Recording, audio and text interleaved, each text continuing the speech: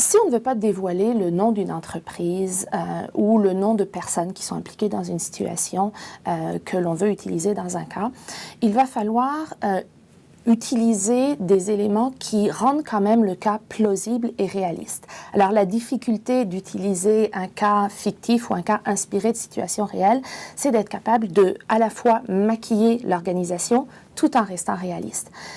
La première étape, je dirais, c'est de faire une collecte d'informations exactement comme si on écrivait un cas normal et qu'on allait citer le nom de l'entreprise. Donc, si on doit faire des entrevues, faire de l'observation, consulter des documents, toute cette étape-là de collecte d'informations, elle est identique, peu importe la façon dont on va rédiger ensuite le cas.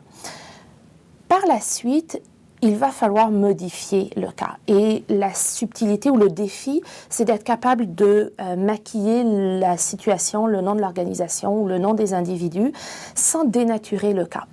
Généralement, ce que je fais dans la mesure du possible, j'essaie de changer l'entreprise, mais de garder le même contexte, souvent le même secteur d'activité.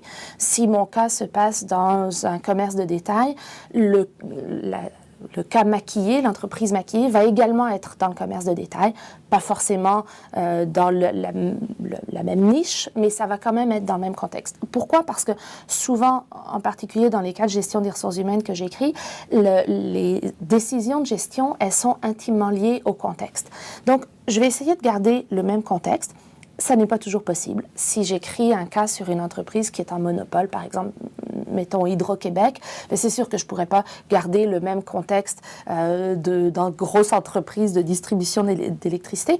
Par contre, je vais essayer quand même, si je ne peux pas garder le même secteur d'activité, d'avoir un contexte similaire.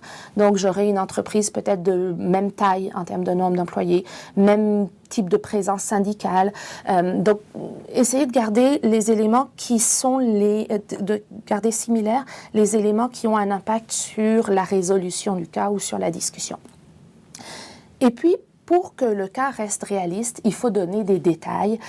Donc, il faut trouver un nom à cette nouvelle organisation. Il faut trouver des détails sur d'où vient le nom ou quel est l'historique de l'entreprise, comment elle a été créée, exactement comme on le ferait d'une véritable entreprise. Donc, c'est un petit peu un effort d'imagination. C'est une partie plutôt intéressante, amusante. On se prend pour un romancier par moment. Mais ce qui est intéressant, c'est que plus on a de détails, plus l'entreprise est crédible ou l'organisation est crédible dans sa situation. Une autre chose que je veille toujours à faire, c'est de m'assurer que le nom fictif que j'ai imaginé n'existe pas déjà. Donc, c'est très facile à faire. Il suffit de faire une recherche sur Internet pour s'assurer qu'une autre entreprise portant le même nom ne va pas venir nous voir en disant « vous parlez de moi, mais ce n'est pas du tout des événements qui sont arrivés dans ma situation ». J'ai moins ce problème-là pour le nom des individus parce que des Michel Tremblay ou des Pierre Dupuis, il y en a des centaines. Donc, il est rare qu'un individu ait l'impression qu'il se sente visé par une entreprise.